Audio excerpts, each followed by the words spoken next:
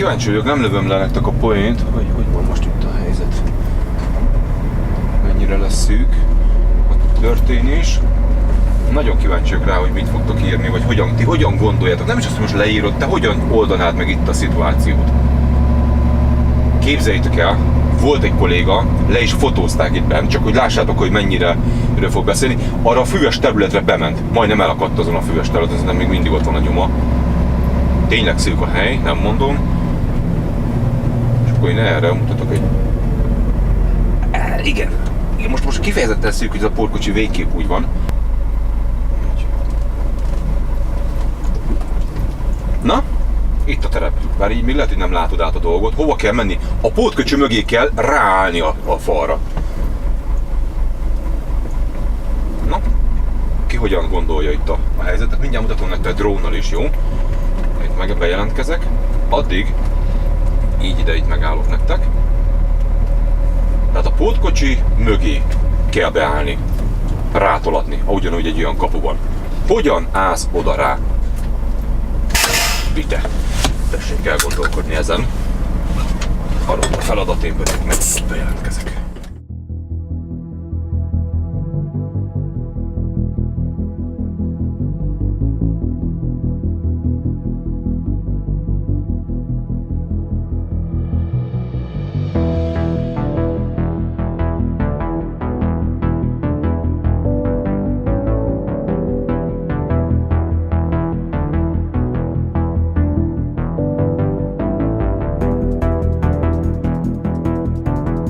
Sziasztok! Itt vagyok Ibrányban, a Tiszánál, és erre is bíztatlak benneteket, hogy mozduljatok ki, ha van rá lehetőségetek, hiszen jön a jó idő, és ne a gép előtt, ne a Facebook előtt üljetek, inkább gyertek ki és éljétek meg az életet. Na de ma nem is erről fog szólni a videó, hanem folytatódik a betanító sorozat.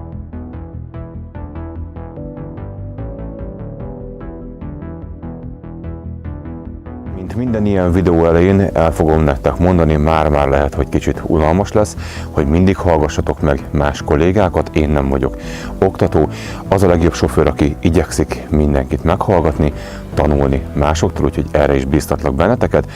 Ez, amit itt láttok a videóban, egyetlen egy sofőr véleménye, amit az én saját tapasztalataim alapján tudok nektek átadni, bemutatni. Jönnek sorba ezek a videók, csapjunk bele!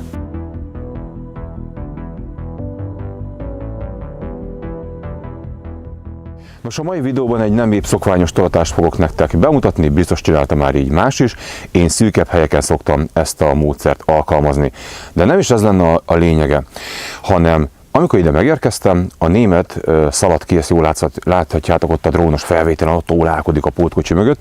Tehát nődött hozzám, hogy ne így tolassak, hanem kerüljen meg a pótkocsit jobbról, lehet, hogy te is ezt tetted volna, és menjek rá a fűre, és toljak be.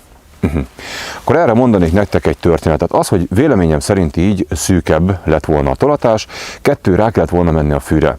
Kamionos kamion között pedig óriási különbség van, mert neki, kamion például a billentyes is, kamion neki, ami beérkezik majd ott a videó vége felé, egy kis teherautó is, neki minden kamion, mert az neki LKV.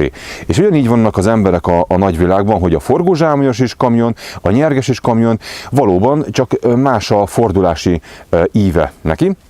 Az történt velem régebben, hogy nagyon kezdő voltam, hát nem voltak ilyen segítő szándékú videók, és megérkeztem Szlovákiába vassal, tehát nyerges szerelvénnyel, Renault Prémiummal, és a raktárba bejelentkezve mondja az ember, hogy forduljak meg itt a sóderágyon, és utána álljak le az épület mellé, és ez így fasza lesz. Ránézek arra a sóderágyra, rálépkedek, hát mondom, barátom, ez kicsit mint laza lenne, ez nem fogok itt elsülni? Nem, mert minden kamion így szokott megfordulni, de mondom, ilyen, gyere nyugodtan, jó lesz. Rámentem, és ahogy elkezdte a fordulni, azonnal elrúgta magát, és el is ásta magát. Jó van, hát mondom, ez falankó, teljesen a tankig egyébként elsüllyedt a kamion. Oda megyek az emberhez, és most így vakarja a fejét, gyere, adok neked lapátot. Jó van, és ott hagyott. A lapátkával együtt. Szerinted ki tudod ásni a sóderből? De hogy tudod? Jó, hát akkor ott ragadtunk. Szépen visszament a raktárból. Jaj, hát én nem tudtam. Jaj, hát én nem. De mondom, ilyen kamion, így néz körbe. Ja, hogy olyan. Ja, hogy olyan. Ennek a 7,5 tonnás kamion volt. Aha. Jó van. Egy a fene, úgyhogy vártam, és egy billentyűs kolléga húzott ki egyébként. Tehát ebből tanulva, itt is kamion, csak hogy az enyém az például 8,5 tonna a vontató, míg mondjuk az Euro 5-ös, az pedig ugye a régi fajták, az pedig 7,5 tonna. Tehát rögtön egy tonna különbség van, a Scania alacsonyabb, a DAF magasabb, a vizes volt a fű, rámész, elakadsz, utána mit fog mondani? Hát ez nem az én dolgom. Igazából én mondtam nekik, hogy én hogyan szeretném megoldani, úgyhogy ezt fogjátok látni a mai videóban. Na nézzük. Jó, na nézzük akkor itt meg a terepviszonyokat, tehát mit is láthatunk. Tehát egyszer ugye az van, hogy oda be kell állni ugye a pótkocsi mögé. Na most ugye csinálhatod azt, hogy megkerülöd ezt a pótkocsit ugye itt jobbról. Jobbról megkerülöd a pótkocsit, és oda behúzod a füves területről. Látszik is egyébként, látod a nyomokat? Ott van egy csík befelé. Valaki így oldja meg. A másik megoldás, hogy itt megforgatod egy helybe. Látod a nyomokat? Látod. Hát igen, csak meg kell törni a szerelvényt. Az úgy nagyon-nagyon finom. Viszont én mutatok nektek egy másikat. Én szűk helyeken ezt szoktam alkalmazni. Tehát ugye ők úgy akarják, hogy menjek bele a fűbe. Nem.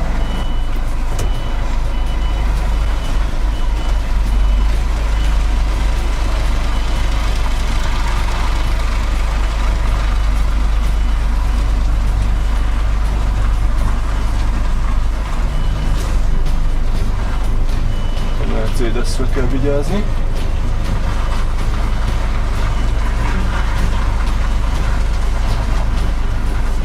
Ahogy elfordult a Mercinél.